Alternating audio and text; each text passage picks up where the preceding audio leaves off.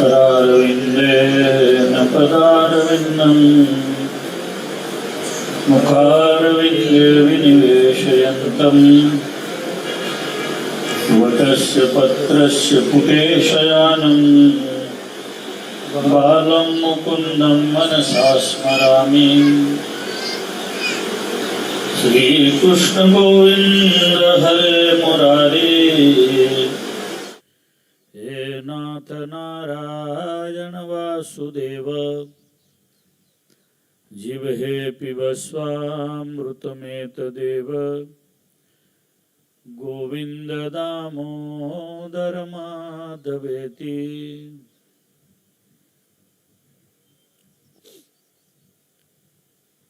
સ્વામિનારાયણ મંદિર દાવોલ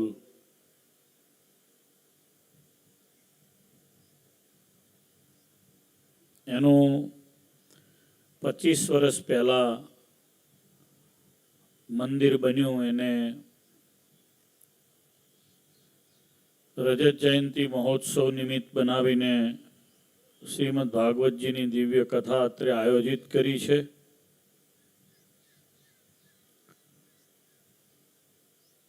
આ પવિત્ર પ્રસંગે શ્રીમદ ભાગવતજીની કથાના વક્તા આદરણીય પૂજ્ય શાસ્ત્રીજી સત્યપ્રકાશ સ્વામી,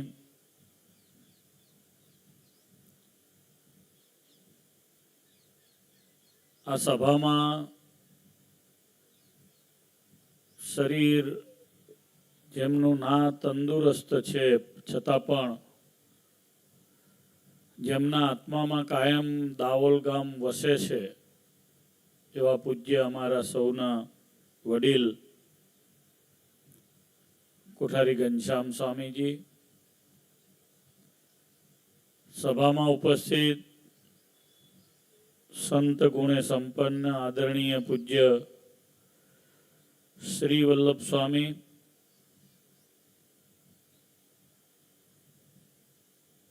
મારા મિત્ર સ્નેહી શાસ્ત્રીજી સૂર્યપ્રકાશ સ્વામી, સંહિતા પાઠમાં બિરાજમાન શાસ્ત્રીજી હરિવલ્લભ સ્વામી, પીપી સ્વામી વગેરે, અજય મહારાજ વગેરે સૌ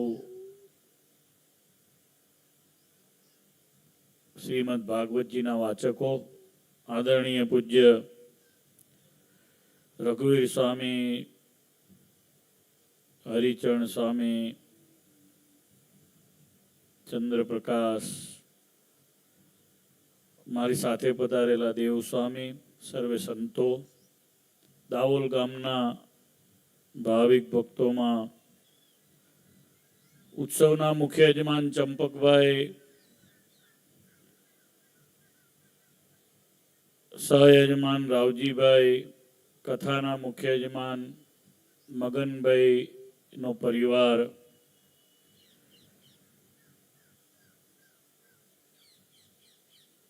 સૌ પાટોત્સવ વગેરેના આચાર્ય મહારાજના પૂજનના, સંતોના પૂજનના સર્વે યજમાનો, શ્રીમદ ભાગવતજીની દિવ્ય કથાનો લાભ લેવા પધારેલા સૌ કથાના રસિક ભક્તો, ભાઈઓ બહેનો, સૌને મારા ભાવથી જય સ્વામિનારાયણ. બે હાથ ઊંચા કરી બોલો જય સ્વામિનારાયણ.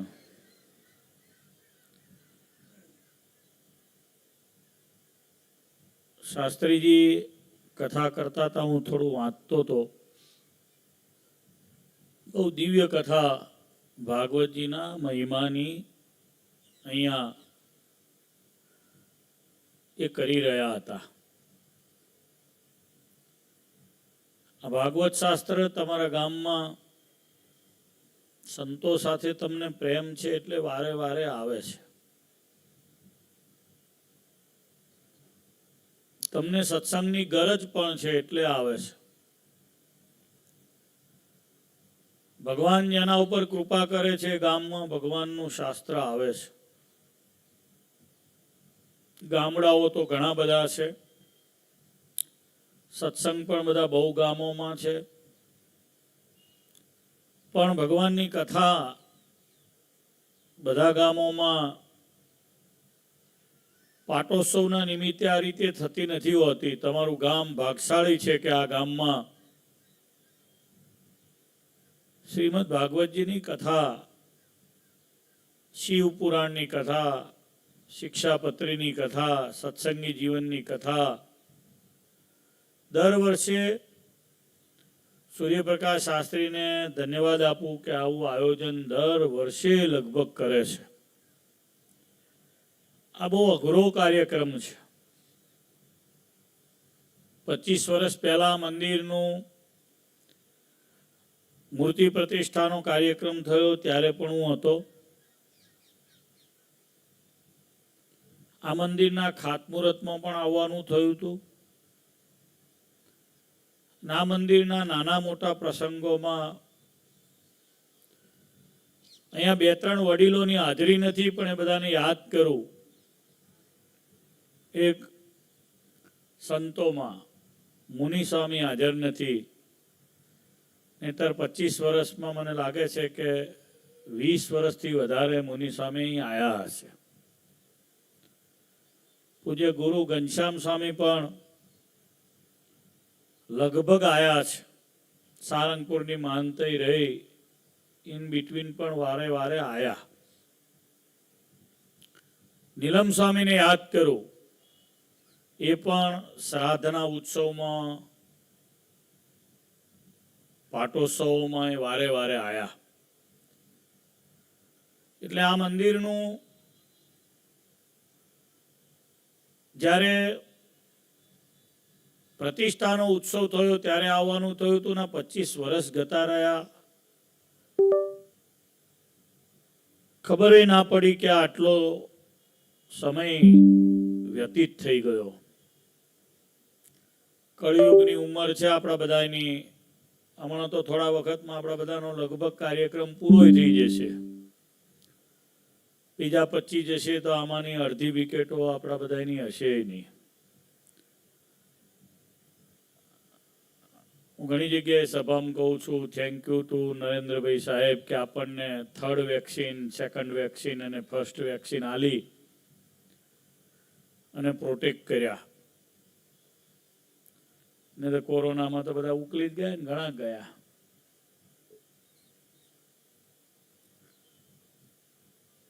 એટલે શ્રીમદ ભાગવતજીની આ દિવ્ય કથા જે અહીંયા બિરાજમાન થઈ છે, આ ભાગવતજીની કથા મેં વાંચ્યું છે શાસ્ત્રમાં કે એ આપણને ઘણી વખત વક્તાઓ કહે છે કે આયુષ્યવાળો ના કરી શકે, પણ શાસ્ત્ર એવું કહે છે કે જ્ઞાન સાથે આયુષ્ય આપે છે. બીજું, એ પૈસો આપે છે, ધન આપે છે. લોકો કે ભાગવતથી ધન મળે, પણ ભાગવત પોકારીને કહે છે કે હા, જેના ઘરમાં ભાગવત છે એને ધન મળે છે. બીજું, એ સમૃદ્ધિ આપે છે. બીજું, એનાથી આગળ નંબર 4 એ યશ આપે છે, કીર્તિ આપે છે. આટલું બધું ભાગવતજી આપે છે, તો આનું સેવન કેમ કરવું? સેવન એટલે જેમ કબૂતર માળામાં ઈંડા મૂકે છે, ચકલી ઈંડા મૂકે છે, પક્ષીઓ ઈંડા મૂકે, એના પર બેસી અને એને ગરમી આપે છે, હીટ આપે છે. એમ જેના હૃદયમાં ભાગવતજીનો મહિમા સંભળાય છે કે એને કોઈની પાસે સાંભળ્યો છે, એવા મનુષ્ય એનું સેવન કરવું જોઈએ. હવે સેવન કરવાનું એટલે કે એકાદ શ્લોક પણ એને યાદ રાખવાનો છે. શ્લોક આખો યાદ ના રહે તો એક એનું પાદ, એક લીટી યાદ રાખવાની છે. હું હમણાં જ પહેલો શ્લોક બોલ્યો, કરારવિંદે ન પદારવિંદમ મુખારવિંદે વિનિવેશયંતમ. બસ આ એક શ્લોક યાદ રહી જાય તો પણ જીવનું કલ્યાણ થઈ જાય, તો પણ એના ઘરમાં સમૃદ્ધિ આવે, તો પણ એને યશ મળે, તો પણ એને કીર્તિ મળે. આવું કોઈ શાસ્ત્ર અત્યારે કળિયુગમાં હોય તો એ શ્રીમદ ભાગવત શાસ્ત્ર છે. અને એ તમારા ગામમાં સંતો અહીંયા લાવી અને અહીંયા એને કથા રૂપી એ ગંગાને લાવીને આપે છે. અરે શાસ્ત્રમાં તો ભાગવતજીના મહિમામાં તો ત્યાં સુધી લખ્યું છે કે માનો અહીંયા ભાગવતજી આજે તમે પોથી યાત્રા સવારમાં કાઢી હશે, પછી લાવ્યા હશો, પધરાઈ તો દીધા. હવે ઘરમાં ભાગવત છે તો એ તો પુસ્તકના રૂપમાં તમે રાખ્યા છે એટલે પવિત્ર જ છે, જેમ તુલસીજી પવિત્ર છે એમ. પણ કબાટમાં રાખ્યું છે તેની પ્રદક્ષિણા ના થાય. પણ અહીંયા જેટલા બેઠા છે બધાને કહીશ કે જ્યારે આ ભાગવતની કથામાંથી વક્તા અહીંયાથી ઊભા થઈને જાય ત્યારે બહેનો ભાઈઓ જેને ટાઈમ મળે એને બહુ પ્રેમપૂર્વક, બહુ ભાવથી, બહુ ભક્તિથી શ્રી કૃષ્ણ શરણમ મમ, શ્રી કૃષ્ણ શરણમ મમ, શ્રી કૃષ્ણ શરણમ મમ, ઓમ નમો ભગવતે વાસુદેવાય, સ્વામિનારાયણ સ્વામિનારાયણ, ઓમ નમો નારાયણાય. આ મંત્રના જાપથી આ જે અહીંયા પાઠ છે, વ્યાસની પીઠ છે, એની પ્રદક્ષિણા કરવી. બધા કરજો. જ્યારે વક્તા અહીંયા હાજર નથી, જ્યારે ટાઈમ સેટ સવારમાં આવીને કરજો, બપોરે વક્તા ના હોય ત્યારે કરજો, સાંજે પણ કરી શકાય. સુંદરકાંડના પાઠ પતી જાય પછી પહેલા જ્યારે ટાઈમ મળે ત્યારે. વ્યાસજીની કલમ બીજા પુરાણોમાં એનો મહિમા લખતા એવું કહે છે કે જે વ્યાસપીઠને વિશે શ્રીમદ ભાગવતજી પધરાયા છે એની કોઈ પ્રદક્ષિણા કરે છે તો પણ એને ડગલે પગલે અશ્વમેઘ યજ્ઞનું પુણ્ય થાય છે. ખાલી એને એની પ્રદક્ષિણા કરવાથી એક યજ્ઞ થાય, અને પાછો યજ્ઞ જેવો તેવો નહીં, અશ્વમેઘ યજ્ઞ થાય. આ તો બહુ મોટું પુણ્ય કહેવાય. ખબર નહીં કળિયુગમાં મનુષ્યોને વાત ગળે ઉતરે ના ઉતરે, કેટલાને ફાવે ના ફાવે, કેટલાને ટાઈમ મળે ના મળે, પણ શાસ્ત્ર પોકારીને આ વાત કરે છે. આ દિવ્ય કથા છે, અનુભવી વક્તા છે, એના માટેના જે નોર્મ્સ આપ્યા છે, નોર્મ્સ પ્રમાણેનું બધું અહીંયા મોટા ભાગનું છે. કાં કોઈ ભગવાનના ભક્ત કથા કરે તો શાસ્ત્રી પોતે વિદ્વાન છે, સાધુ છે, ભગવાનના ભક્ત છે. તળાવનો કિનારો હોય તો તળાવનો આ કિનારો છે, પવિત્ર મહિનો છે, માઘ મહિનો છે, એમાં તમારે કથાનો દિવ્ય આનંદ લેવાનો છે. બહુ ધન્યવાદ આપીશ બધા યજમાનશ્રીઓને કે તમે અમેરિકા રહો છો, અહીંયા પણ રહીને કમાઓ છો, એમાંથી ધન બધું ભગવાનના અર્થે વાપરો છો, બહુ ભાવથી આ દિવ્ય કથા અહીંયા કરાવો છો. ફરી પાછો હું ટાઈમ સેટ કરીને આવવાનો પણ છું. 7 દિવસ હજુ કથાનો માહોલ છે. ભગવાનને પ્રાર્થના કરું આ ગામમાં વડતાલનો મૂળ સંપ્રદાયનો દિવ્ય સત્સંગ છે. પહેલાં તો ભગવાન સ્વામિનારાયણ આ ગામ ઉપર કૃપા કરીને આ ગામમાં પધાર્યા પણ છે. આ ગામ સ્વામિનારાયણ ભગવાનના ચરણરસથી અંકિત થયેલું ગામ છે, એટલે પ્રસાદીનું પણ ગામ છે. અને સ્વામિનારાયણ ભગવાન અહીંયા પધાર્યા એટલે મોટા મોટા સંતો પધાર્યા છે, નંદ સંતો પણ પધાર્યા છે. ગામમાં પ્રસાદીના ચરણારવિંદ પણ મંદિરમાં પધરાવેલા છે. એનાથી વિશેષ ગામના કેટલાક કુટુંબોમાંથી ભગવાનના ભક્તો તો બધું ઘણું ગામ બન્યું, પણ એની સાથે સાથે ભગવાનના સાધુ પણ ઘણા કુટુંબોમાંથી થયેલા છે.